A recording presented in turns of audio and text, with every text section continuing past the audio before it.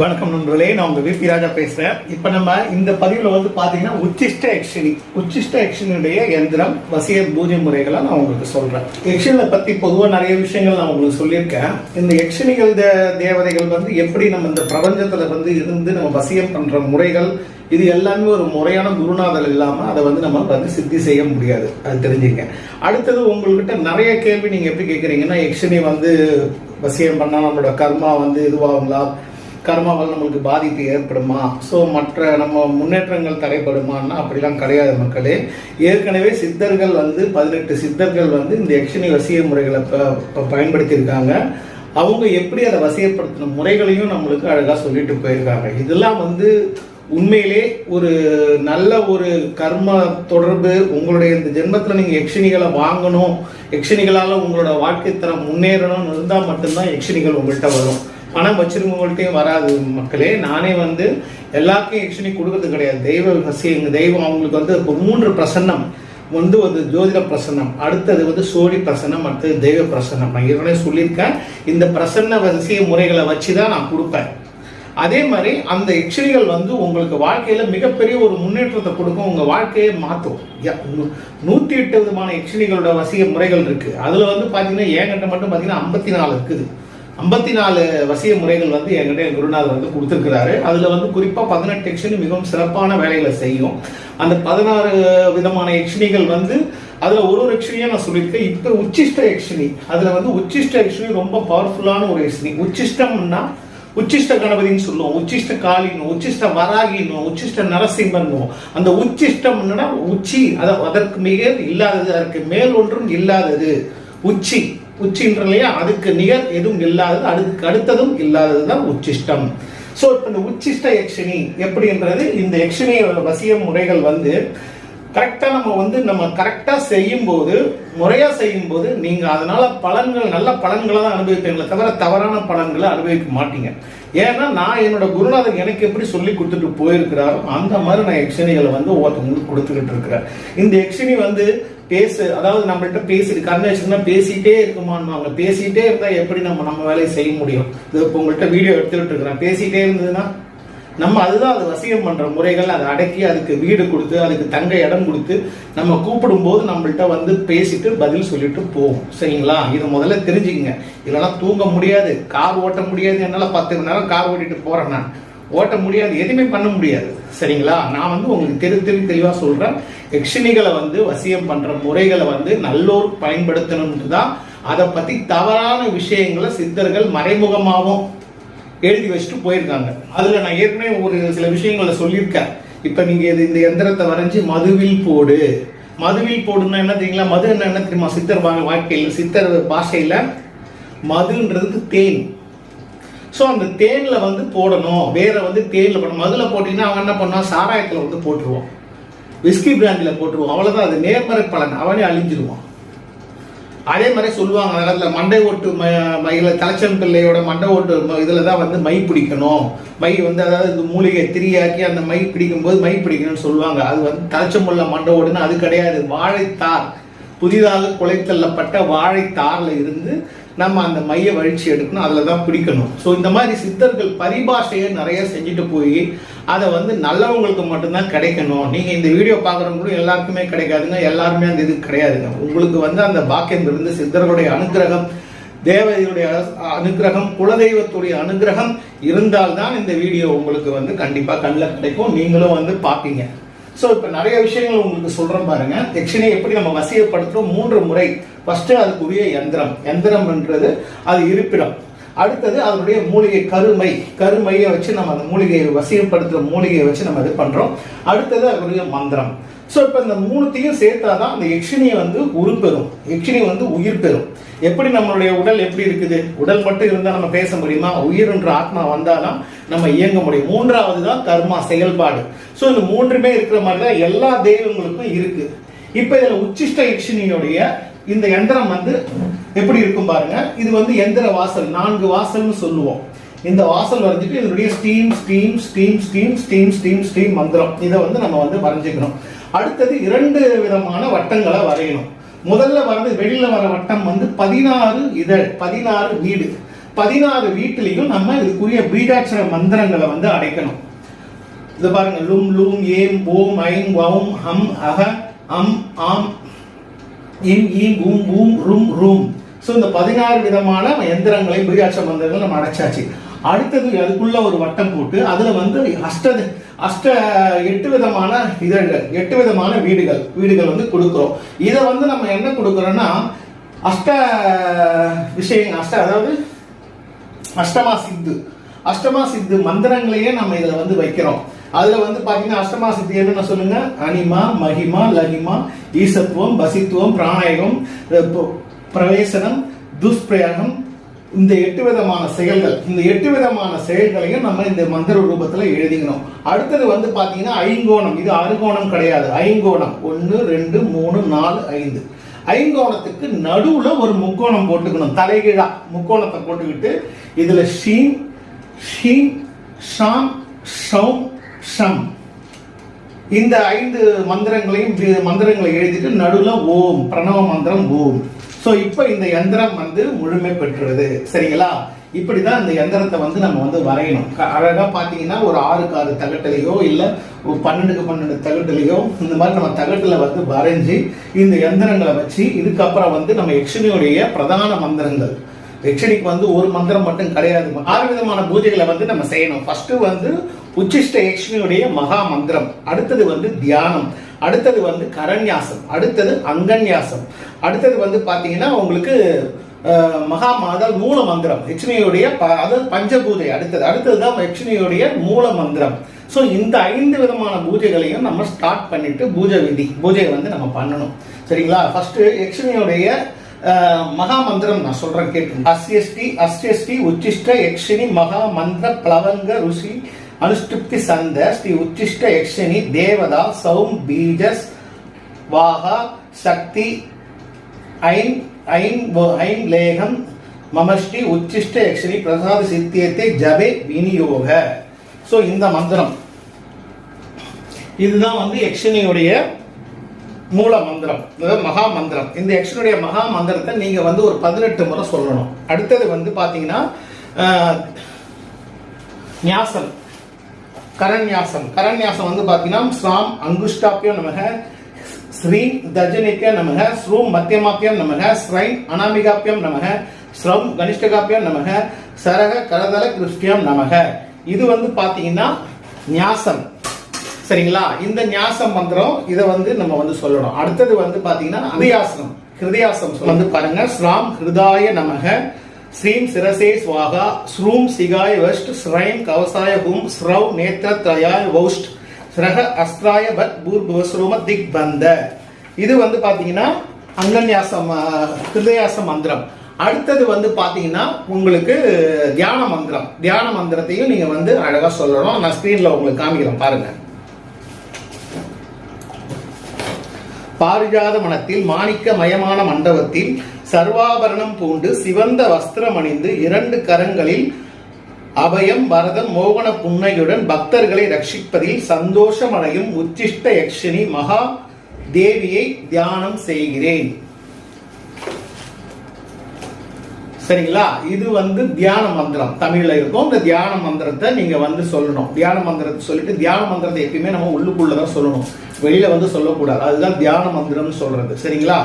அடுத்த பூஜை வந்து பஞ்சபூஜை மந்திரம் வந்து நான் சொல்றேன், எழுதிங்க. லம் பிரதி ஆத்மிகாமே கந்தம் சமர்ப்பயாமி. கந்தம்னா சந்தனம். ஹம் ஆகாஸ்வித்யாம் நம ஆகாசாத்மிகாய நமக. புஷ்பம் பூஜையாமி. புஷ்பை வந்து நம்ம அந்த புஷ்பத்தால நம்ம பூஜை பண்ணணும். அடுத்தது வந்து எம் வாயு ஆத்மிகாயை நமக்கு தூபம் ஆக்ரபயாமி. தூபம்னா நம்மளுக்கு ஊதுபத்தி சாம்பிராணி காமிக்கிறோம். அடுத்தது ரம் அக்னியை ஆத்மிகாயை தீபம் தர்ஷயாமி. ஒரு நெய் தீபம் வந்து அகல் விளக்குலையோ பித்தளை விளக்குலையோ நீங்க காமிக்கலாம். அடுத்தது வந்து வம் அமிர்தாத்மிகாயை அமிர்தம் நிவேதயாமி. அமிர்தம்னா உங்களுக்கு அது வந்து நைவேத்தியம், சக்கரை பொங்கல் பாயாசம் எது வேணாலும் நீங்க ஒரு ஸ்வீட் செஞ்சுக்கலாம். சம் சர்வாத்மிகாய சர்வோபசார பூஜம் சமர்ப்பயாமி. இந்த சர்வோபசார பூஜை வந்து எல்லாமே நம்ம வந்து அது செஞ்சுட்டு நம்ம பஞ்சபூஜை செஞ்சுட்டு அதுக்கப்புறம் யக்ஷினியுடைய மூல மந்திரம் நான் சொல்றேன், அதை எழுதிங்க நீங்க.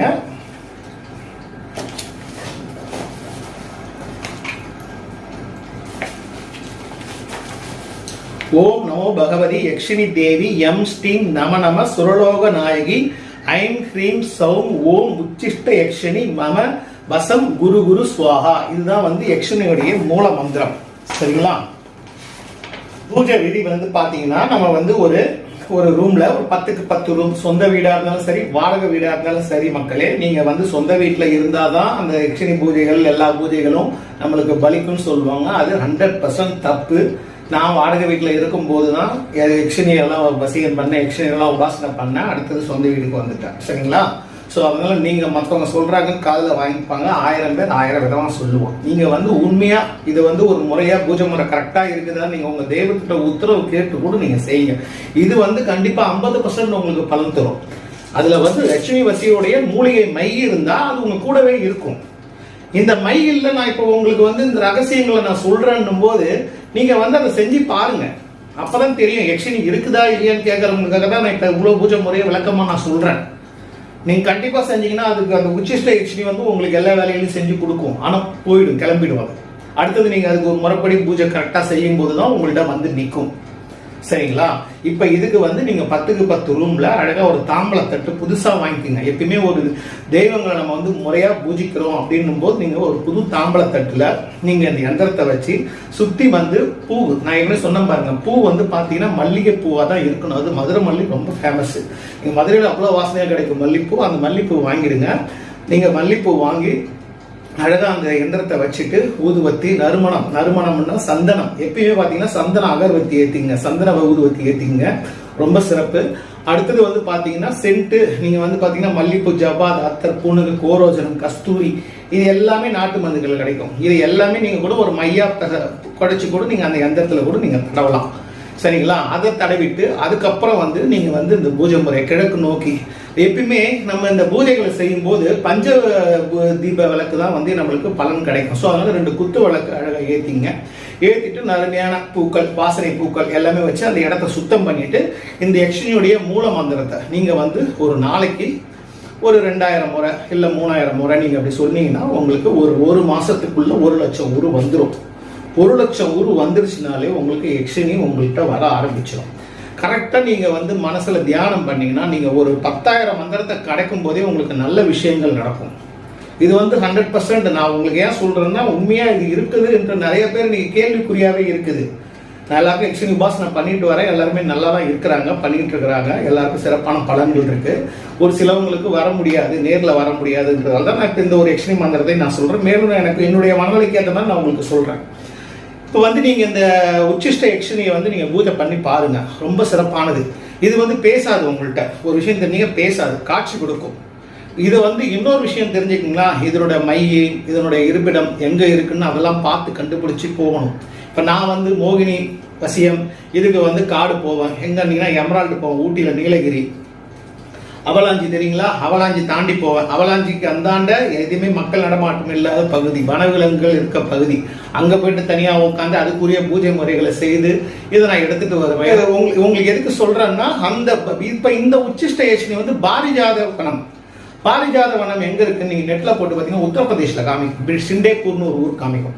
அது வந்து கிடையாது, பாரிஜாத வனம் அங்க இருக்குது, எல்லா இடத்துலயும் இருக்குது. ஒரு நம்ம இதுல வந்து உங்களுக்கு தெரியாத விஷயங்களை சொல்றேன். கிட்டத்தட்ட 108 மலர்கள், 108 மூலிகைகள் உள்ள வனம் வந்து தமிழ்நாட்டில் இருக்கு. அது எந்த இடம் தெரியுங்களா? திருநெல்வேலி மாவட்டத்தில் இருக்க பாபநாசம் மேல இருக்கிற அகத்தியர் மலை. ஸோ அகத்தியர் மலையில தான் எல்லா விதமான நறுமண பூ காடுகள் எல்லாமே இருக்கு, யக்ஷினிகள் எல்லாமே அங்கதான் இருக்கு. இப்ப சொல்லுவாங்க சதுரகிரியில சித்தர்கள் இருக்கிறாங்க, 108 சித்தர்கள். சிவபெருமன், கண்டிப்பா சிவபெருமன் அங்கதான் இருக்காரு. சித்தர்கள் 108 சித்தர்கள் சதுரகிரியில தான் இருக்கிறாங்க. நான் வந்து உணர்ந்தது, என்னோட குரு பார்த்தது, நானே சித்தர் தரிசனங்களை பார்த்துருக்கேன். ஸோ அதனாலதான் நான் உங்களுக்கு தெளிவா சொல்றேன். அதே மாதிரி பாரிஜாத வனம் வந்து 6000 அடி மலையில நான் போயிட்டு வந்திருக்கிறேன். சுனை நீர், அங்க வந்து சுனை நீர் இருக்கும், பக்கத்துல நீரூற்று இருக்கும். அதுக்கு மேலதான் பாரிஜாத வனம். பாரிஜாத வனத்துல வந்து பாத்தீங்கன்னா அவ்வளோ வாசனையா இருக்கும். இங்கதான் யக்ஷினிகள் வந்து குடிக்கொண்டிருக்கும். பிரபஞ்சத்துல சுத்தும், அப்படியே வந்து யக்ஷினி வந்து அந்த காட்டில் உட்காந்து ஓடி பிடிச்சி விளையாடிக்கிட்டு அது ஒரு அதுக்கு ரம்மியமான இடம். இப்போ நீங்கள் எப்படி நான் உங்களுக்கு சொல்றதுன்னா, இப்போ யானைமலை யானைக்காடுன்னா யானைகள் மட்டும் வசிக்கும், புலிகள் இருக்கிற இடம்னா புலிகள் மட்டும் இருக்கும். அந்த மாதிரி ஒன்றும் ஒரு விலங்கு இருக்கிற மாதிரி இந்த தேவர்கள் யக்ஷர்கள்லாம் ஒரு இடத்துலையும் இருப்பாங்க. அந்த மாதிரி யக்ஷினிகளுக்கு எது வாசம் உள்ளதோ அந்த இடத்துல வந்து யக்ஷினி இருக்கும். சரிங்களா? இப்போ மயில் காடுன்னா மயில்கள் மட்டும் அங்கே அதிகமாக இருக்கும், அதனால அந்த மயில்கள் காடு அப்படின்னுவாங்க. ஸோ இந்த மாதிரி தான் இந்த தேவதைகளும் வந்து அதுக்கேற்ற மாதிரி அதுக்கு என்ன விஷயம் பிடிக்குமோ அங்கதான் அது வந்து அந்த இடத்துல தான் இருக்கும். அப்ப நம்ம அந்த இடத்துல போயிட்டு உட்காந்து நம்ம பூஜை மந்திரங்களை ஒரு 1008 மந்திரங்கள் சொன்னாலே யக்ஷினி வசியமாகும். இப்போ உங்களாலலாம் கண்டிப்பா போக முடியாது, 6000 அடி நீங்க போகணும் அது தெரிஞ்சுக்கணுன்றதுலாம் முடியாது. எனக்கு குரு சொல்லி கொடுத்துருக்காரு, எங்கள்கிட்ட மேப் இருக்கு, அதை வச்சு நாங்க போயிட்டு கரெக்டா இது பண்ணிட்டு வருவோம். அந்த இடத்துல பாத்தீங்கன்னா அந்த சுனை வந்து பாத்தீங்கன்னா வெப்ப சுனை நீருற்று, அந்த இடத்துல அவ்வளோ கூலிங்கா இருக்கும், அந்த தண்ணி மட்டும் சூடா இருக்கும். அதுதான் நம்மளோட ஐடென்டிஃபிகேஷன். காலை வச்சு பார்த்தீங்கன்னா உங்களுக்கு சூடா இருக்கும். இதெல்லாம் நான் லாஸ்ட் டைம் நான் ஒரு லாக்டவுன் முன்னாடி போயிட்டு வந்தேன். நான் 2018 போயிட்டு வந்தேன். போயிட்டு வரும்போது ஃபோன் கீழே தண்ணியில் விழுந்துருது, எல்லா வீடியோ எதுவுமே எடுக்க முடியல. ஸோ நம்ம வந்து கவனமா போகணும். நம்மளுக்கு பல தடைகள் வரும், அரக்கர்கள் வருவாங்க, அங்க பார்த்தீங்கன்னா அசுர சக்திகள் இருக்கும், பேய் பிசாசுகள் இருக்கும், குரலிகள் இருக்கும், கெட்ட தேவதைகள் இருக்கும், உங்களை திருப்பி அனுப்பும், வழியை மாத்தி விடும். இந்த சொரிமுத்து ஐயனார் சொல்லுவாங்க, அந்த சொரிமுத்து ஐயனார் தூண்லேயே வந்து அத்தனை மோகினி முனி இருந்ததுன்னு, எல்லாமே அங்க வசிக்கிறது தான். ஸோ அந்த மாதிரி நீங்க அந்த சொரிமுத்து அந்த அகத்தியர் மலையில நீங்க தாண்டி போனீங்கன்னா கிட்டத்தட்ட எந்த ஒரு இதுவும் இருக்காது. ஸோ அங்க போயிட்டு அந்த மூலிகையை வந்து நம்ம வசியம் பண்ணி எடுத்துட்டு வந்து மைகளை ரெடி பண்ணி நம்ம கொடுக்கணும். இதுக்கு மலை பளிங்கர்கள் கூட இருக்கணும். அந்த மலைஜாதி மக்கள் பளிங்கர்கள் அவங்கள வச்சுதான் மூலிகை வந்து எடுக்கணும். நம்மளுக்கு மூலிகை இருக்கிற இடம் தெரியும், மூலிகை எப்படின்னு இருக்கிறது தெரியும். அந்த மூலிகை நம்ம எடுக்கிறதுக்கு பளிங்கர்கள் கூட்டு போவாங்க. நம்ம போகும்போது நம்மளுக்கு அந்த இடத்துல இருக்கிறது நம்ம தெரிஞ்சுக்கலாம். ஸோ இந்த மாதிரி தான் நம்ம அந்த மை ரெடி பண்ணி நம்ம அதுக்கு முறையான பூஜை முறை. இது வந்து உங்களுக்கு காட்டுல வர பிரபஞ்சத்துல ஆகாசத்துல வர யக்ஷினிகளுடைய ஆசீர்வாதம் இந்த பூஜைகளை நீங்க செஞ்சீங்கன்னா கிடைக்கும். தைரியமா இருக்கவங்க, உங்களுக்கு நல்லது நடக்கும் நம்ம நம்பிக்கையா செய்யலான்றவங்க நீங்க தாராளமா அதை ட்ரை பண்ணுங்க. 48 நாள் காசா பணமா இல்லை, நான் உங்களுக்கு இலவசமா சொல்றேன். நீங்க செய்யற பூஜை முறைகள் தான். ஃபர்ஸ்ட் செய்யும் போது மட்டும் நீங்க வந்து எல்லாமே படையல் நல்லா சிறப்பா சக்கரை பொங்கல் ஆப்பிள் எது ஒன்றாலும் நம்ம ஒரு தெய்வங்களுக்கு எப்படி நம்ம படிக்கணும் அந்த மாதிரி படைச்சு நீங்க வந்து போடலாம். ஸோ நீங்க கரெக்டா சொன்னீங்கன்னா செஞ்சீங்கன்னா பூஜையை செஞ்சீங்கன்னா யக்ஷினி பிரசன்னமாகவும் உங்களுடைய தேவைகளை நிவர்த்தி பண்ணும். அடுத்து வந்து பாத்தீங்கன்னா இது வந்து அஷ்டகர்மம் செய்யற யக்ஷினி, உச்சிஷ்ட யக்ஷினி. ஏற்கனவே நான் சொன்ன மாதிரி பைரவி யக்ஷினி, பத்மாவதி யக்ஷினி அஷ்டகர்மம் செய்யும். இதெல்லாம் வந்து தனதா யக்ஷினி செய்யாது. ஸோ அதுல பைரவி யக்ஷினி இது செய்யற மாதிரி உச்சிஷ்ட யக்ஷினி வந்து பாத்தீங்கன்னா உங்களுக்கு அனைத்து விதமான வேலைகளையும் செஞ்சு கொடுக்கும். நீங்க வந்து பாத்தீங்கன்னா வசியம் ஜோதிடர் இருந்து எந்திரம் எழுதி கொடுக்குறேன் சார் அப்படின்றவங்களுக்கு கூட இதை வச்சு நம்ம வந்து அவங்களுக்குரிய தேவையான எந்திரங்களை எழுதி கூட நீங்க வந்து அஷ்டகர்மம் பண்ணலாம். வசியம், மோகனம், பேதனம், உச்சாட்டம், வித்வேஷனம், ஆகர்ஷனம், ஸ்தம்பனம், மாரணம் பண்ணலாம். மாரணமும் பேதனமும் பண்ணிடாதீங்க. அஷ்டகர்மத்திலே 2 மோசமானது, ஒன்று சாவடிக்கிறது, இன்னொன்று பைத்தியம் முடிக்கிறது. ஸோ அதோட கர்ம பலன் உங்களுக்கு ஈஸியாக சீக்கிரமாக வரும். எப்படி நீங்கள் நல்லது செஞ்சீங்களோ உங்களுக்கு திருப்பி நல்லதுன்னா, கெடுதல் செஞ்சீங்கன்னா சீக்கிரம் கெடுதல் வரும், வேற ரூபமாக வரும். ஸோ அதனால் கவனமாக இருங்க. நீங்கள் இதை வந்து நீங்கள் நல்ல விஷயங்களுக்கெல்லாம் பயன்படுத்துங்க. இந்த யக்ஷினி வந்து உங்களுக்கு உச்சிஷ்ட யக்ஷினியுடைய பலன்கள் வந்து நம்ம சொல்ல முடியாது, ரொம்ப சிறப்பானது. இதனுடைய எந்திரமாவே நிறைய பேர் வச்சிருக்க மாட்டாங்க, மந்திரம் ஒன்று சொல்லுவாங்க. நீங்கள் என்னுடைய பூஜை முறையில் நான் கரெக்டான ஒரு தெளிவான பாதையில் உங்களுக்கு சொல்லியிருக்கேன். நீங்கள் செய்யுங்க, செஞ்சு பாருங்க. மேலும் இந்த வீடியோ உங்க நண்பர்களுக்கு ஷேர் பண்ணுங்க, ரிலேட்டிவ்ஸ்க்கு ஷேர் பண்ணுங்க, லைக் பண்ணுங்க, கமெண்ட்ஸ் பண்ணுங்க. இதெல்லாம் எதுவுமே வந்து மக்களே ஒரு மனதுல தன்னம்பிக்கை இருக்கணும், தைரியம் இருக்கணும். தைரியம் இருந்தாதான் எந்த ஒரு விஷயத்திலும் நீங்க ஜெயிக்க முடியும். நான்லாம் வந்து ரொம்ப அடிபட்டு மேல வந்தவன், எல்லாருக்கும் விமர்சனத்துக்கு உள்ளாவே வந்தவன். இன்னைக்கு நான் வந்து என்ன மாதிரி எந்த லெவல்ல இருக்கேன்னு என் கூட இருக்கிறவங்களுக்கு தெரியும். சரிங்களா? அதனால நான் உங்களுக்கு சொல்றேன், நீங்க என்ன நம்பிக்கையோட நீங்க பூஜை பண்ற மாதிரினா தைரியமா பூஜை பண்ணுங்க. எல்லாமே உங்களுக்கு நல்லதா நடக்கும். இறைவனர்களால மகா காளி அருளால காளி தேவியை வணங்குங்க. இந்த உலகத்துல காளியை தவிர மிக சக்தி வாய்ந்த தெய்வம் இந்த உலகத்திலே கிடையாது. பத்ரகாளி வரப்பிரதாயினின்னு சொல்லுவாங்க. பத்ரகாளி வரப்பிரதாயினி, வரப்பிரதாயினி வரத்தை உடனே கொடுக்கக்கூடாது. நீங்க காளியை வசியம் பண்ணீங்கன்னா நீங்க நல்லவனா கெட்டவனாலும் அது யோசிக்காது. உங்களுக்கு என்ன தேவையோ அதை கொடுக்கும். அதுதான் காளியோட இது. இந்த காளியோட அருளால தானே இன்னைக்கு இந்த அளவுக்கு பெரிய லெவலில் வந்திருக்கிறாங்க. சரிங்களா? ஸோ அதனால நீங்க வந்து பூஜையை நம்பிக்கையா செய்யுங்க. மேலும் ஒரு நல்ல பதிவில் உங்களை சந்திக்கிறேன். நன்றி, வணக்கம்.